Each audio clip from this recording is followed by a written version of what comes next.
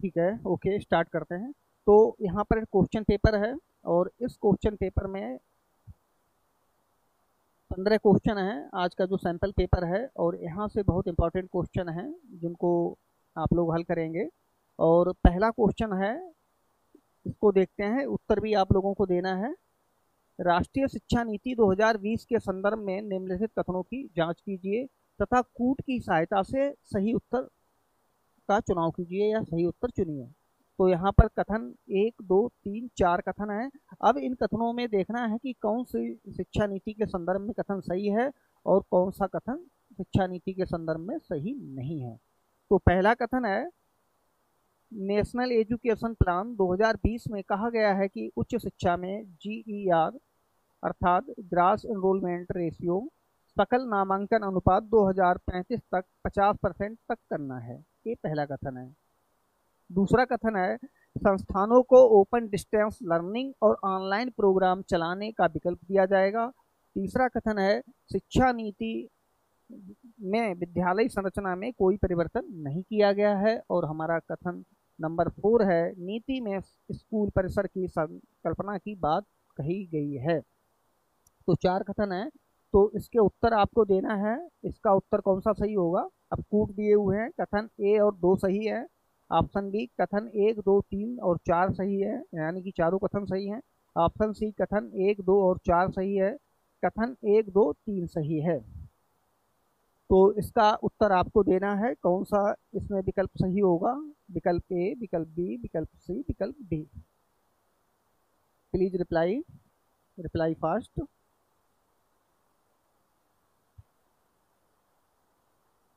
कथन 1, 2, 3 और 4 सही हैं। अनिल जी बता रहे हैं ऑप्शन बी। एक बार फिर से आप देखें तो आपका क्लियर हो जाएगा। दी माला जी बता रही हैं कथन ए सही है। फिर से आप जांच कीजिए।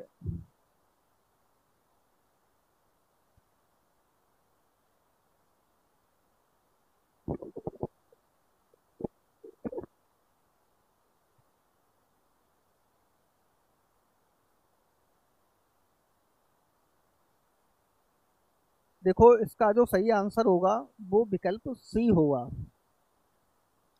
कोई बात नहीं अनिल जी, नेट प्रॉब्लम हो जाती है।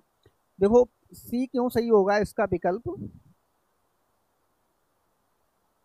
जो राष्ट्रीय शिक्षा नीति 2020 है, इसमें कहा गया है कि 2035 तक 50% तक सकल नामांकन अनुपात करना है उच्च शिक्षा का, और जो माध्यमिक शिक्षा थी उसको 100% करना है। तो कथन 1 सही है। कथन दूसरा देखते हैं, संस्थानों को open distance learning online programme चलाने का विकल्प दिया जाएगा। ये बात भी जो NEP 2020 है इसमें कही गई है। कथन 3 है, शिक्षा नीति में विद्यालय संरचना में कोई परिवर्तन नहीं किया गया है। ठीक है, तो ये कथन गलत है क्योंकि इस शिक्षा नीति में परिवर्तन किया गया है। अब जो नई शिक्षा नीति होगी इसमें 53-34 यानी कि 5+3+3+4 4 डिवीजन में शिक्षा को बांटा गया है। तो यानी विद्यालय संरचना जो पहले 10+2 की थी उसमें परिवर्तन किया गया है, अब 5-3-3-3-4 कर दिया गया है। ठीक है, तो कथन इसका थर्ड गलत है। तो हम देखते हैं कि इसका जो नई शिक्षा नीति में स्कूल परिसर की भी संकल्पना की गई है, ये भी आप लोगों ने पढ़ा था। तो इसका कथन 1, 2 और 4 सही है। बाकी जो कथन नंबर थर्ड था वो गलत है, इसलिए इसका विकल्प 1, 2 और 4 सही है, यानी कि विकल्प हमारा सी सही है। ठीक है, तो ध्यान रखना है आपको यहाँ पर कि शिक्षा नीति में ये बातें दोहराई गई हैं और बहुत इंपॉर्टेंट क्वेश्चन है ये। आप लोग इसे परीक्षा में आपको यहाँ से कई क्वेश्चन आएंगे शिक्षा नीति से रिलेटेड। अब दूसरा क्वेश्चन हम देखते हैं, इसका भी उत्तर देना है आपको। राष्ट्रीय शिक्षा नीति 2020 का केंद्र बिंदु है, बहुत इंपॉर्टेंट क्वेश्चन है। तो इसमें 4 विकल्प दिए हुए हैं। पहला विकल्प है बहुविषयकता और समग्र शिक्षा। बहुविषयकता और समग्र शिक्षा, राष्ट्रीय शिक्षा और विकास, हमारे शिक्षक हमारे नायक, और विकल्प डी है उपरोक्त सभी। तो इसका उत्तर प्लीज आप लोग बताएं। राष्ट्रीय शिक्षा नीति 2020 का केंद्र बिंदु है बहुविषयकता और समग्र शिक्षा, ऑप्शन बी राष्ट्रीय शिक्षा और विकास, ऑप्शन सी हमारे शिक्षक हमारे नायक, और ऑप्शन डी उपरोक्त सभी। तो राष्ट्रीय शिक्षा नीति 2020 का जो केंद्र बिंदु है, राजेंद्र गिरी जी बता रहे हैं ए बिल्कुल राइट आंसर है। Excellent, very good. तो इसका ए है बहुविषयकता और समग्र शिक्षा। मैंने आपको बताया भी था जिस दिन शिक्षा नीति 2020 की आप लोगों के साथ चर्चा की थी, तो मैंने आपको बताया था कि इसका आंसर बी है, और जो टाइटल है इसका केंद्र बिंदु है और बहुत इंपॉर्टेंट है ये क्वेश्चन, तो इसको भी हमें ध्यान में रखना है। अब क्वेश्चन नंबर 3 देखते हैं। राष्ट्रीय शिक्षा नीति 2020 में सकल घरेलू उत्पाद जीडीपी का सार्वजनिक व्यय का लक्ष्य रखा गया है। इसका भी आंसर आप लोग बताएं। आंसर ए है 5%, option B 6%, option C 4.5%, option D 7%। ये भी बहुत इंपॉर्टेंट क्वेश्चन है और 100% परीक्षा में पूछा जाएगा कि राष्ट्रीय शिक्षा नीति 2020 में सकल घरेलू उत्पाद जीडीपी का सार्वजनिक व्यय की जो मद है वो कितनी रखी गई है। प्रदीप मोहन जी बता रहे हैं 5%, बिल्कुल सही आंसर है 5%। धीरेन्द्र मिश्रा जी 5 भी बता रहे हैं, तो बिल्कुल सही है आंसर हमारा 6% रखी गई है, और विकल्प ए 6% है। और अगर हम वर्तमान में इसको देखते हैं तो अभी 6% का टारगेट पूरा नहीं हो पा रहा है, लेकिन इस नीति में यह कहा गया है कि जो सार्वजनिक मद है और जीडीपी में शिक्षा को कम से कम 6% पैसा खर्च किया जाए शिक्षा के क्षेत्र में। तो ये हमें ध्यान में रखना है, ये भी बहुत इंपॉर्टेंट क्वेश्चन है, आप सभी लोगों ने सही बताया। अब क्वेश्चन नंबर नेक्स्ट देखते हैं, फोर्थ क्वेश्चन है निम्नलिखित में से सही कथन की जांच कीजिए। फिर कथन की जांच करना है। पहला कथन है मानव संसाधन मंत्रालय का नाम बदलकर शिक्षा मंत्रालय कर दिया गया है राष्ट्रीय शिक्षा नीति 1986 में। ठीक है। दूसरा कथन है राष्ट्रीय शिक्षा नीति 2020 में 5वीं तक की शिक्षा का माध्यम मातृभाषा स्थानीय भाषा करने की बात की गई है। कथन सी है एनईपी 2020 में कोचिंग संस्कृति को बढ़ावा देने वाली सिफारिश की गई है, यानी बढ़ावा देने की सिफारिश की गई है। आंसर विकल्प डी है उपरोक्त सभी। तो इसका भी आंसर बताएं आप लोग। क्वेश्चन नंबर 4 है, और क्वेश्चन नंबर 4 एक बार फिर से पढ़ता हूं। निम्नलिखित में से सही कथन की जांच कीजिए। मानव संसाधन मंत्रालय का नाम बदलकर शिक्षा मंत्रालय कर दिया गया है राष्ट्रीय शिक्षा नीति 1986 में। दूसरा कथन है राष्ट्रीय शिक्षा नीति 2020 में 5 तक की प्राइमरी यानी कक्षा क्लास 1 से 5 तक की शिक्षा का माध्यम मातृभाषा या स्थानीय भाषा होगी। और कथन सी है राष्ट्रीय शिक्षा नीति 2020 में कोचिंग संस्कृति को बढ़ावा देने की सिफारिश की गई है। तो आप लोग इसका बी बता रहे हैं, बिल्कुल सही आंसर है इसका बी होगा। और क्यों होगा? क्योंकि मानव संसाधन मंत्रालय का नाम बदलकर शिक्षा मंत्रालय कर दिया गया है। ये 1986 में नहीं, ये शिक्षा नीति 2020 में किया गया है, इसलिए कथन गलत हो जाता है। राष्ट्रीय शिक्षा नीति 2020 में 5वीं तक की शिक्षा का माध्यम मातृभाषा होगी, ये इस शिक्षा नीति में कहा गया है। ऑप्शन सी था एनईपी 2020 में कोचिंग संस्कृति को बढ़ावा देने की सिफारिश नहीं की गई है, बल्कि राष्ट्रीय शिक्षा नीति 2020 में इस बात की घोषणा की गई है कि कोचिंग संस्कृति को खत्म करना है। तो इसका विकल्प बी सही होगा, ए वाला बी सही होगा कि इस नीति में इस बात की घोषणा की गई है कि मातृभाषा के माध्यम से ही प्राइमरी शिक्षा दी जाएगी। क्वेश्चन नंबर 5 देखते हैं। क्वेश्चन नंबर 5 है हमारा, निम्नलिखित में से कौन सा एक प्रभावी नेतृत्व का गुण नहीं है। ये लीडरशिप से क्वेश्चन है और आप लोग देखें इसमें 4 विकल्प है हमारे पास। और पहला विकल्प है निम्नलिखित में से कौन सा एक प्रभावी नेतृत्व का गुण नहीं है, ये क्वेश्चन हुआ। इसका पहला विकल्प है आत्मविश्वास, और विकल्प बी है उद्दीपन चुनाव, ऑप्शन सी दूरदर्शिता, और ऑप्शन डी है लचीलापन। तो इसमें थोड़ी सी ग्रामेटिकल मिस्टेक हो गई है लिखने में, यहाँ पर उद्दीपन न्यूनता है, उद्दीपन न्यूनता कर लो आप लोग, फिर इसका सही आंसर होगा। कौन सा एक प्रभावी नेतृत्व का गुण नहीं है, एक ऑप्शन है। फिर से क्वेश्चन पढ़ें आप। निम्नलिखित में से कौन सा एक प्रभावी नेतृत्व का गुण नहीं है, ये हमें ध्यान में रखना है। तो अब इस पर चर्चा कर लेते हैं। देखो, आत्मविश्वास एक अच्छे व्यक्तित्व का गुण होता है, तो विकल्प ए नहीं हो सकता है इसका। उद्दीपन न्यूनता, ये विकल्प इसका सही होगा। और क्यों सही होगा? क्योंकि दूरदर्शिता और लचीलापन, फ्लेक्सिबिलिटी, ये, हाँ अनिल जी बिल्कुल सही बता रहे हैं। उद्दीपन न्यूनता बिल्कुल सही है, आप लोगों ने बताया। उद्दीपन न्यूनता, प्रीवियस क्लास में मैंने बताया भी था कि उद्दीपन होना चाहिए। उद्दीपन का मतलब होता है एक विद्यालय परिसर में, शिक्षा के संदर्भ में ही देख लेते हैं, एक विद्यालय परिसर में ऐसा एनवायरनमेंट प्रिंसिपल के द्वारा क्रिएट करना चाहिए जहां पर सभी लोग जो हैं वो प्रभावित होकर अपना काम करें। ठीक है, तो उद्दीपन, जितना उद्दीपन होगा, स्टिमुलेशन होगा परिस्थितियों में, उतना ही काम करने का आनंद आता है। तो ये उद्दीपन अधिकता होनी चाहिए, न्यूनता नहीं।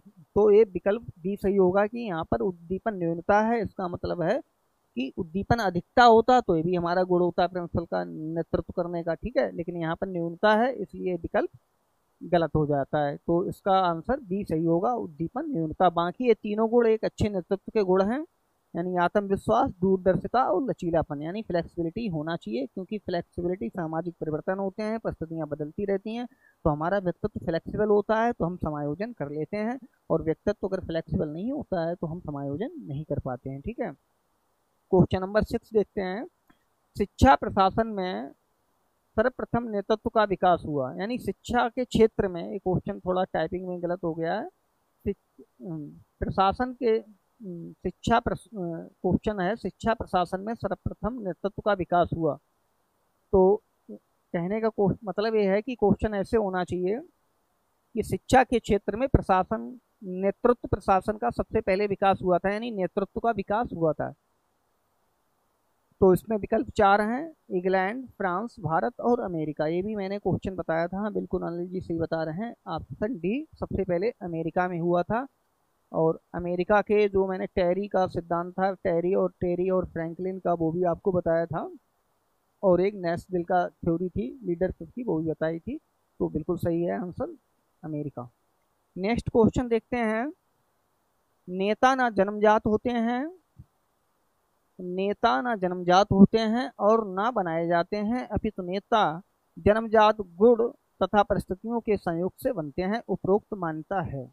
तो 4 विकल्प हैं यहाँ पर। एक टेरी तथा फ्रैंकलिन का है, दूसरा नैशविल का है, यहाँ पे भी थोड़ी सी मिस्टेक हुई है, नैशविले का है।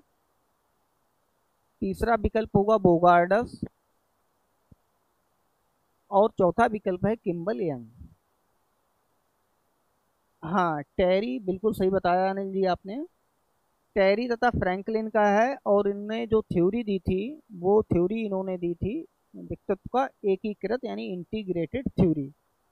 इन्होंने माना था कि व्यक्तित्व कुछ गुण लेकर व्यक्ति पैदा होता है, और उन गुणों का वो परिस्थितियों के साथ तालमेल बिठाकर अपना व्यक्तित्व, नेतृत्व करने की जो क्षमता होती है वो डेवलप कर लेता है। अर्थात परिस्थिति यानी कि वातावरण और जन्मजात दोनों गुणों के संयुक्त कॉम्बिनेशन का ये प्रतिफल होता है। तो हमारा ये बिल्कुल सही है, टेरी तथा फ्रैंकलिन का है, और ये एकीकृत सिद्धांत है व्यक्तित्व का। ठीक है, बिल्कुल सही बताया आपने। अब नेक्स्ट क्वेश्चन देखते हैं क्वेश्चन नंबर 8 हमारा। क्वेश्चन नंबर 8 है, प्रत्येक माध्यमिक विद्यालय में निर्देशनकर्ता तथा कैरियर मास्टर की नियुक्ति की जाए, उपरोक्त सिफारिश की थी। नियुक्ति की जाए, उपरोक्त सिफारिश की थी। तो यहाँ पर 4 विकल्प है हमारे पास, मुदालियर आयोग, कोठारी आयोग, राष्ट्रीय शिक्षा नीति 1986, और विकल्प डी है राइट टू एजुकेशन, शिक्षा का अधिकार अधिनियम 2009। तो एक किस आयोग में सिफारिश की थी, प्लीज रिप्लाई। प्रदीप जी बता रहे हैं ऑप्शन ए, या पहले क्वेश्चन का आपने बताया था, इसका आंसर दीजिए आप लोग। बिल्कुल सही है अनिल जी।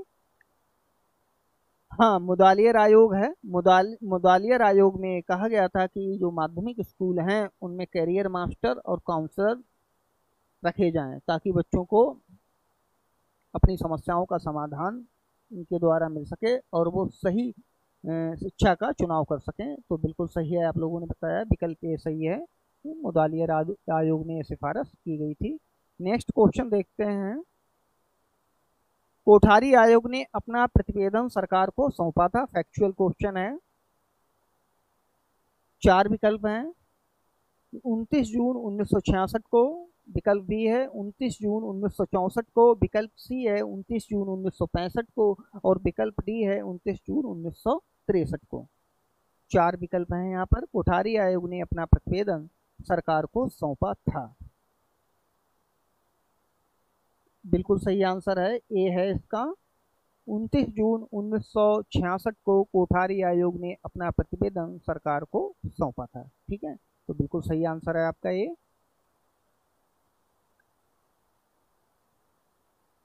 नेक्स्ट क्वेश्चन है, शिक्षकों पर चुनाव में भाग लेने पर किसी प्रकार का प्रतिबंध ना लगाया जाए। ये सिफारिश की गई थी, किस आयोग में की गई थी? 4 विकल्प हैं यहाँ पर।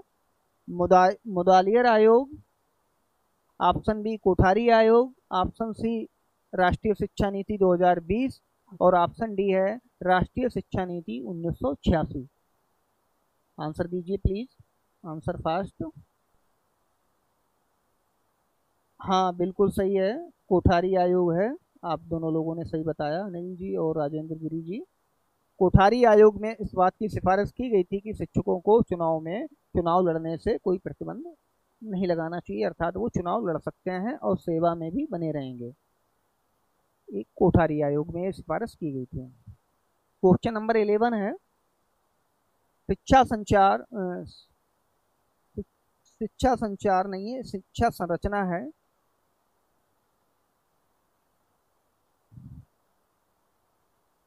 Five plus three plus three 4 की सिफारिश की गई है।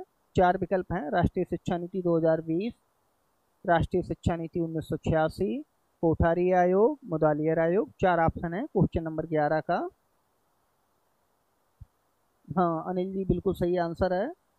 जो 53-34 है, आप लोग ऐसे ध्यान रखें कि राष्ट्रीय शिक्षा नीति 2020 का जो पैटर्न है वो 53-34 का है। तो राष्ट्रीय शिक्षा नीति 2020 है, बिल्कुल सही आंसर। राष्ट्रीय शिक्षा नीति 2020 में सिफारिश की गई है शिक्षा की संरचना के संदर्भ में। क्वेश्चन नंबर 12 है। क्वेश्चन नंबर 12 है, शिक्षकों का न्यूनतम वेतन निर्धारित किया जाए। सरकारी गैर सरकारी शिक्षकों का वेतन समान होना चाहिए। उपरोक्त सिफारिश की गई है। फिर आयोग से रिलेटेड क्वेश्चन है। 4 विकल्प हैं हमारे पास। पहला विकल्प है कोठारी आयोग, ऑप्शन बी है मुदालियर आयोग और ऑप्शन सी है राष्ट्रीय शिक्षा नीति 2020 और ऑप्शन डी है राष्ट्रीय शिक्षा नीति 1986। Answer please. हाँ, प्रदीप मोहन जी बता रहे हैं ऑप्शन ए। अनिल जी बता रहे हैं ऑप्शन ए, बिल्कुल राइट आंसर।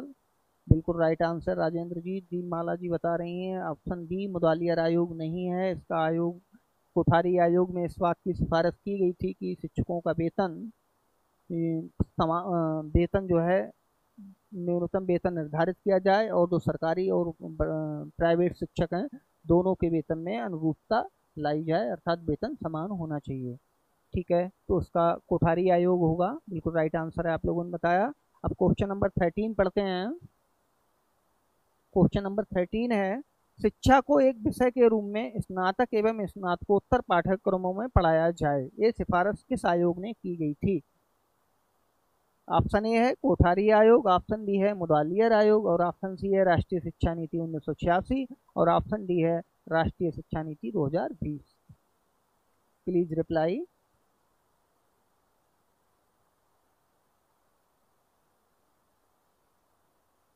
Please reply.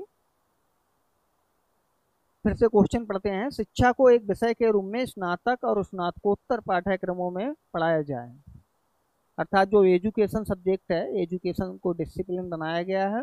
ये सिफारिश, हाँ अनिल जी बता रहे हैं कोठारी आयोग, बिल्कुल राइट आंसर है आपका। कोठारी आयोग में सिफारिश की गई कि शिक्षा को एक विषय के रूप में डेवलप किया जाए और उसे स्नातक और स्नातकोत्तर परीक्षाओं में पढ़ाया जाए। ठीक है, राइट आंसर है कोठारी आयोग। अब क्वेश्चन नंबर 14 देखते हैं।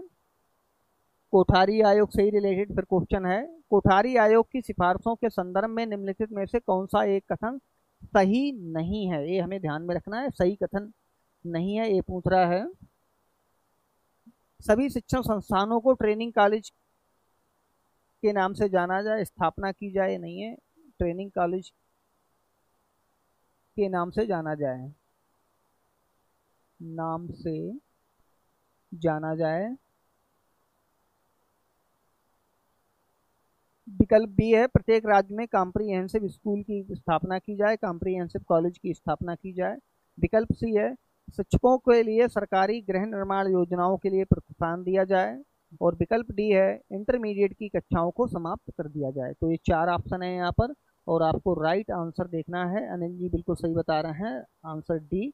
और डी इसलिए सही होगा इसका क्योंकि इंटरमीडिएट की कक्षाओं को समाप्त करने की जो सिफारिश की गई थी ये मुदालियर आयोग में की गई थी। मुदालियर आयोग में लक्ष्मण स्वामी मुदालियर की अध्यक्षता में आयोग था, गठन किया गया था और इसमें इंटरमीडिएट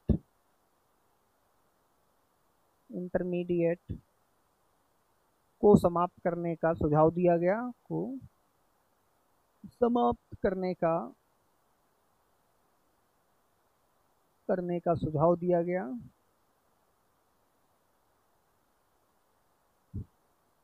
तथा इसमें कहा गया इस आयोग में, मुदालियर आयोग में, कि इंटरमीडिएट का जो ड्यूरेशन 2 साल का होता है तो वो 1 वर्ष जो है माध्यमिक शिक्षा के साथ जोड़ दिया जाए इसका, और 1 वर्ष जो है वो स्नातक की शिक्षा के साथ जोड़ दिया जाए और इंटरमीडिएट की कक्षा को समाप्त कर दिया जाए। तो बिल्कुल सही है, इसका ऑप्शन डी होगा।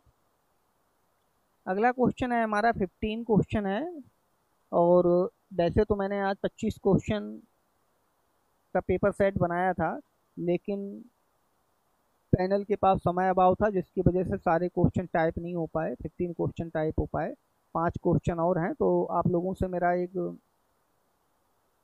निवेदन है और सजेशन है कि आप लोग एक व्हाट्सएप का ग्रुप बना लें और मेरा नंबर भी मैं लिख दे रहा हूँ, आप लोग ग्रुप बना लें और जितने भी लोग हैं सब लोग अपना नंबर शेयर करें और नंबर शेयर करने के बाद एक व्हाट्सएप ग्रुप बना लें जिसमें मैं आपके लिए और भी कुछ इंपॉर्टेंट जो नोट्स हैं और जो पीडीएफ हैं, कभी कभी पीडीएफ डाउनलोड होने में भी आप लोगों को दिक्कत होती होगी तो वो मैं आपको पीडीएफ व्हाट्सएप पे उपलब्ध कर दिया करूँगा।